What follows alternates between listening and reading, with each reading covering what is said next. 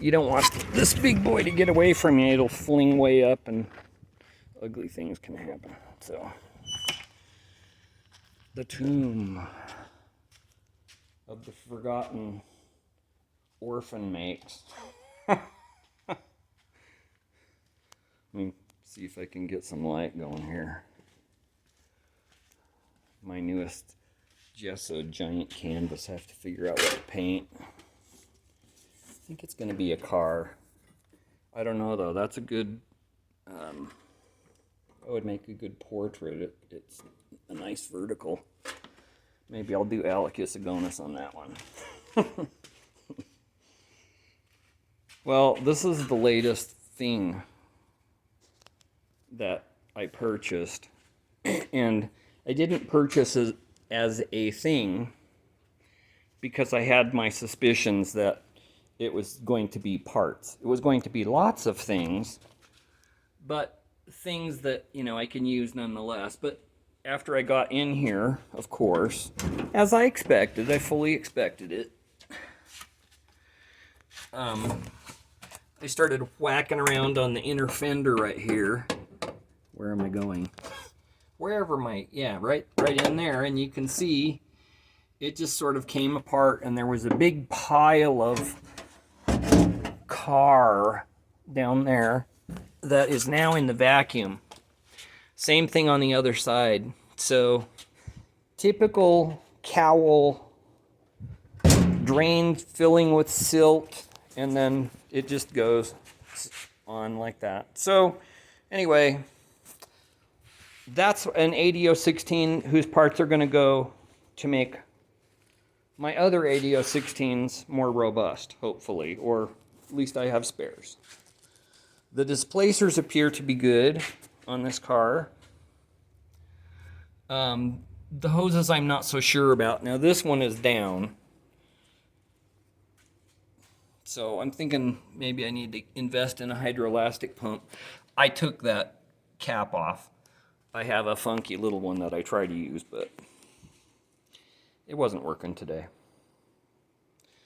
Okay, so that's the roughest one. And this one actually is not rough. Not too rough. This is a 67 Saab 96. And I bought it from my little brother. He's 6'5" and, 40-ish. But anyway, has the Ford Taunus V4.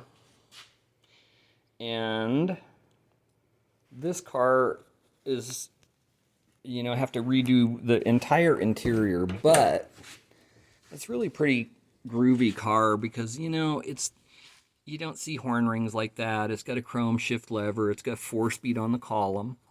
I love that. And the gauges are great. They're the ones with the colors in them, the orange and the green colors. And I think that's nice. Lots of little chrome accents. The dash cap was completely rotten. It's sitting around here somewhere. What's left of it, poor thing. So, kind of needs the normal stuff, but I did spend about 2 minutes on it with the buffer on this fender, and I think that's going to come up really nice. So it runs good. The carburetor, as I understand, is sort of normal, that the carburetors on these are sort of junk. But I took the carb off and took it home, and I took it apart and I ordered parts for it from Mike's Carburetor Parts, and they have come, and so I'm going to rebuild that, and then hopefully the Saab will be a runner. As in, the engine runs. And then it's just unsticking the clutch and seeing what else is going on with it. But the body on this is good, and this is a really, you can just look right at the floor, and there's, where is it? Where can you see the floor?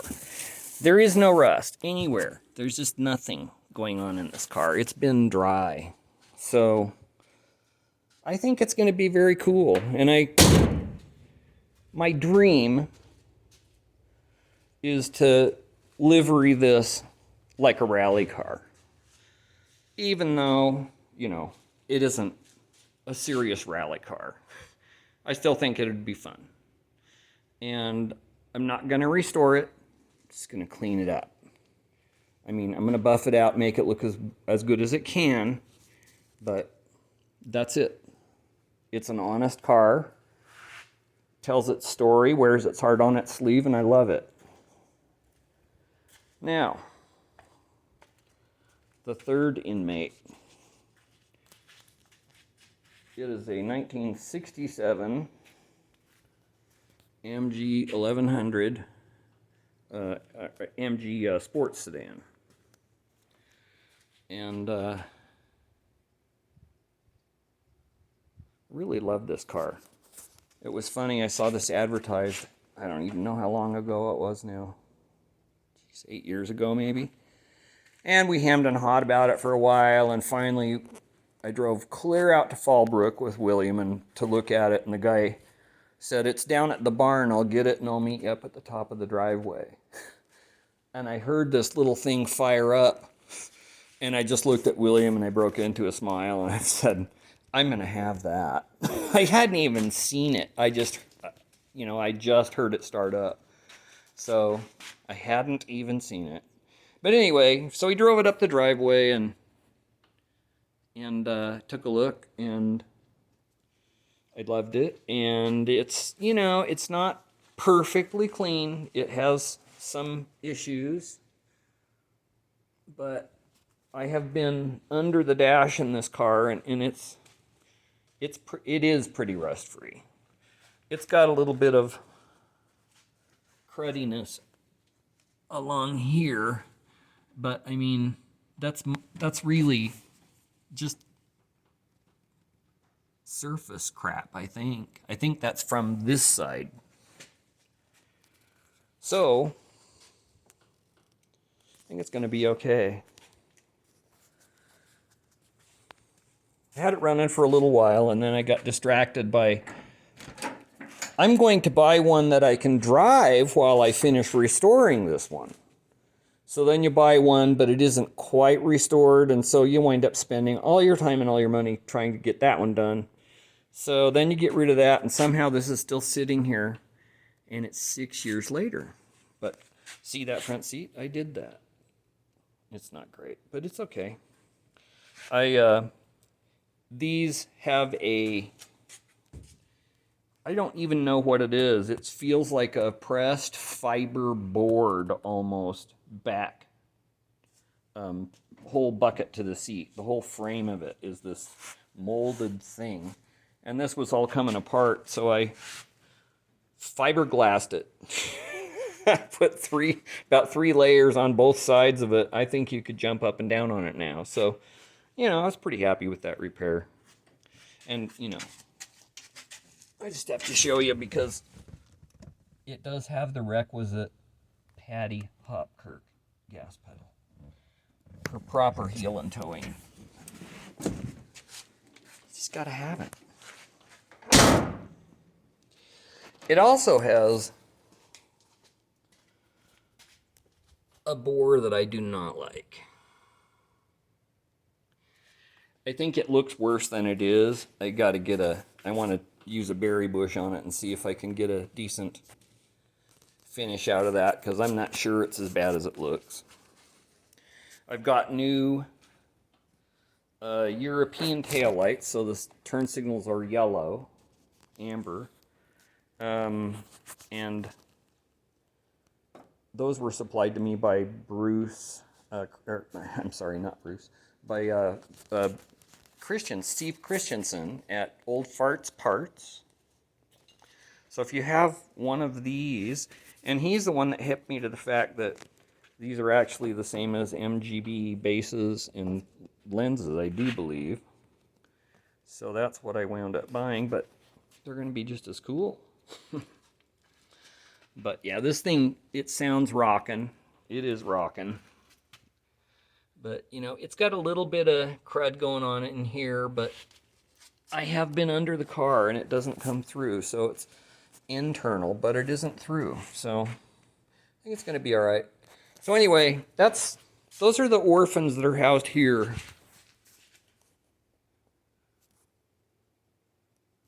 Just those guys. I moved a couple out so that I could get that apart and have a place to put all the crap while I get it organized and get it put away, shelved, blah, blah. So, the yellow, the Primrose Austin America, is being farmed out in a spare garage. And the 63 Avanti is being farmed out in a spare garage at a friend's house. So, it's, I don't like not having them all together. But everybody will be back home pretty soon. Anyway, here we are. It's the Lair sometimes, but I don't think I like Lair. I like SkunkWorks. I think that works. But yeah, I want to turn. I'd like to livery this dude up like a rally car as well. This car is going to be. It's a yellow chiffon. It's close to primrose, but it's not quite lemon. And I chose that color because it's a Mopar color that is very close to primrose, which I have always loved. But I decided that what I want to do is, where this top is silver, painted silver. Let me show you that. So, picture the car. This yellow chiffon, picture primrose, and then a Mopar yellow and white mod top, vinyl top from the 60s with all the flowers. I think it's going to be brilliant. And the cool thing about me being such a procrastinator is that I ordered the vinyl from SMS Auto Fabrics back when the world was young. I think it was well before COVID. And it showed up a few months ago, and it reminded me that I hadn't started on the car yet. So I started getting serious about coming down and cleaning up some stuff. That's what's happening today. So I hope you guys are having fun playing with whatever weird projects you're obsessed with. I'm actually having a pretty good time right now, so yay. Have a good one. Hope you can see me in another video. Bye.